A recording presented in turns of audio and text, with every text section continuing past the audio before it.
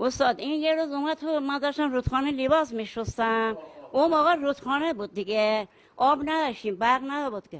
این اومد به من گو ما میخوام با تو ازدواج کنم. گفتم برو کنار، ما میخوام تو رو چیکار کنم. آره با ما صحبت میکرد.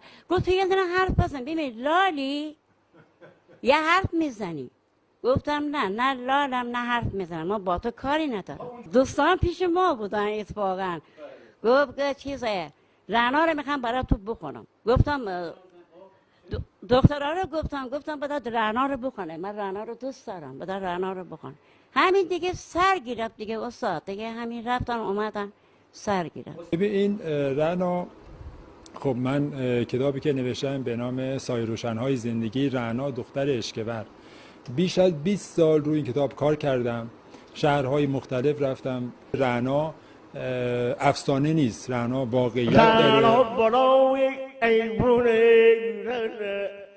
رنگم عروس گیلانه چرمر فراموش بگودی میدیلگم خونم دگودی تو مرا محال نگودی ای بی وفای زن جون برگرد بیای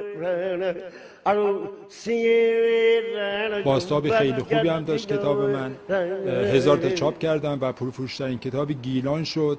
من در این کتاب واقعیت ها رو نوشتم، اسامی کاملا واقعی و جعلی نیست و کاملا واقعی و رئال. جنگل شمار شیران نامرد چقدر فراغون شیره برگه چی تاران ماستر بزنم گلای کنان دل من گسندان آسکه بره برای کنان عشق بره بوزه کنان ای بی وفای زن جون برگرد بیای عروسی زن جون برگرد بیای. میگم یه روز بیام آقای مهندس سر قبر رعنا منو ببر. این سال چاویه رعنا پیرگم میداویه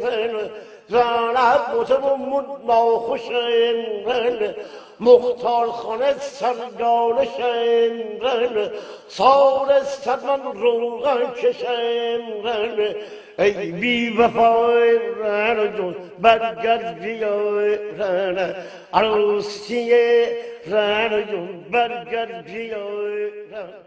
در چاپ دوم ما تاریخ 2000 ساله اشکبر رو آوردیم، جاهای دیدنی و پادشاهان و کسی که در شهرهای دیگه زندگی میکنه و کتاب میخونه ببینه که اشکبر کجاست اصلا. راه پر رو سر زیرای غذا آماده بود دست به تیرای بزا کرداغ جن چه پیرای کرداغ جن مرد پیرای کرداغ جن این شب بینای اونا سبومه اونا عبدومه کی بگیره ای بی وفای رعنا جون برگرد. چون رعنا در جلوی ارباب ایستادگی کرد، ببین ما میگیم که تو خواستی سنت، میخواست سنت شکنی کنه، خب حرف ارباب میگه نه من برای دل خودم میخوام ازدواج، تو خواستی سنت بشکنی رعنا، ارباب پشت دشکنی رعنا، میخواستی با